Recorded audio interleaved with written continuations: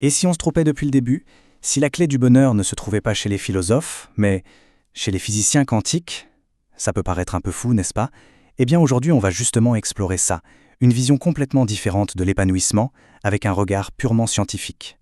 Allez, on commence par la grande question, celle qu'on se pose tous à un moment ou à un autre. Est-ce que l'argent peut vraiment acheter le bonheur? C'est une idée qui conditionne tellement de nos décisions, de nos vies. Alors plongeons là-dedans pour voir ce qu'il en est.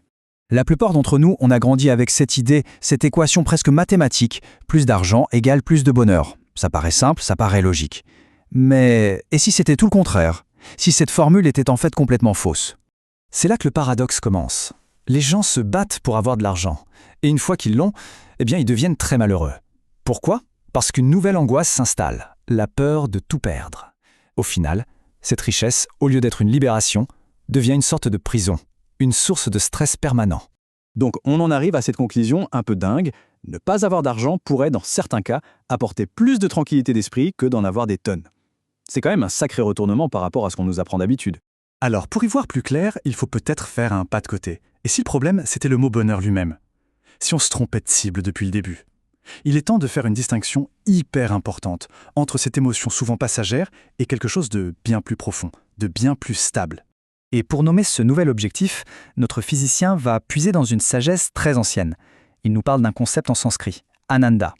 L'Ananda, ce n'est pas le bonheur, c'est la béatitude, un état de plénitude intérieure qui ne dépend de rien à l'extérieur. Ce n'est pas une réaction, c'est un état d'être. Et la différence, elle est vraiment énorme. Le bonheur, en général, ça dépend de ce qui nous arrive, une bonne nouvelle, un cadeau, c'est externe. Alors que la béatitude, l'ananda, c'est une source qui est en nous. Qu'il pleuve ou qu'il fasse beau dehors, cette source, elle, continue de couler, elle est inconditionnelle. Il y a cette histoire incroyable qui illustre ça parfaitement. L'image d'un homme en Inde, pieds nus, sans rien, il ne possède absolument rien, mais il chante, et dans son chant il y a une telle béatitude, une telle joie, qu'on décrit ça comme le paradis sur terre. Voilà, ça c'est l'ananda à l'état pur, totalement indépendant de l'argent. On arrive donc à une sorte de choix fondamental. C'est comme s'il y avait deux maîtres à servir, son soi intérieur ou l'argent. Et le truc, c'est qu'on ne peut pas vraiment servir les deux en même temps. Il faut choisir sa voie. Ok, mais on pourrait se demander quel est le rapport avec la physique quantique dans tout ça. Et là, notre guide physicien fait preuve d'une grande humilité. Il nous dit, en gros, attention, la science ne peut pas tout expliquer. Elle a ses limites, surtout quand on touche à des choses aussi intimes que l'expérience humaine. La mécanique quantique, c'est super puissant pour décrire comment les particules se comportent. Mais sur le bonheur, ça ne dit absolument rien. C'est un aveu assez fort. Les grandes lois de l'univers ne s'appliquent pas forcément à nos émotions. D'ailleurs, ce piège de la quête extérieure, il touche tout le monde, même les scientifiques. Pour eux, l'argent, c'est la réputation, c'est la course au prix Nobel. Imaginez des centaines de milliers de chercheurs qui se battent pour un prix que seulement 2 ou 3 personnes décrocheront. C'est une recette pour le malheur, pas pour l'épanouissement. Cette prise de conscience, cette humilité, ça nous pousse à faire quelque chose d'important. Changer de perspective, prendre du recul, vraiment beaucoup de recul. Sortir de notre petite vie, de nos petits problèmes, et regarder où l'on se situe, à l'échelle du cosmos. Regardez ce chiffre, c'est le nombre estimé de planètes qui ressemblent à la Terre dans l'univers. 1 avec 24 zéros derrière, c'est juste inimaginable.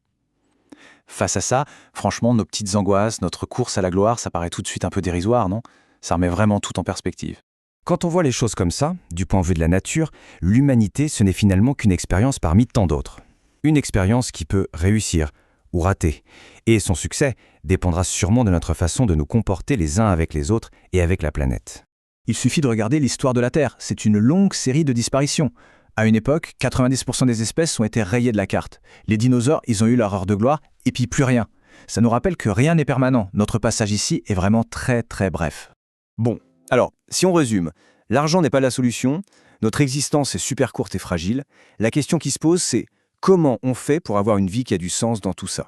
Et la réponse, elle n'est pas dehors. Elle n'est pas dans l'accumulation, que ce soit d'argent ou de reconnaissance. Le vrai chemin, le vrai voyage, il est intérieur. C'est peut-être la chose la plus dure à faire dans une vie, se trouver soi-même. Ce chemin, on peut le décomposer en 3 grandes étapes. Elles ont l'air simples comme ça, mais elles sont très profondes. D'abord, il faut se poser les bonnes questions. Ensuite, on peut s'inspirer de la sagesse de ceux qui ont marché sur ce chemin avant nous. Et enfin, il faut se lancer. Commencer ce voyage pour trouver ce qu'on cherche vraiment. Et tout ça, ça nous laisse avec une dernière question, une question fondamentale à garder en tête. À la fin de notre vie, on n'emportera pas un seul centime avec nous. Rien de matériel. Alors, la vraie question, c'est qu'est-ce qui vaut vraiment la peine qu'on y consacre notre temps et notre énergie?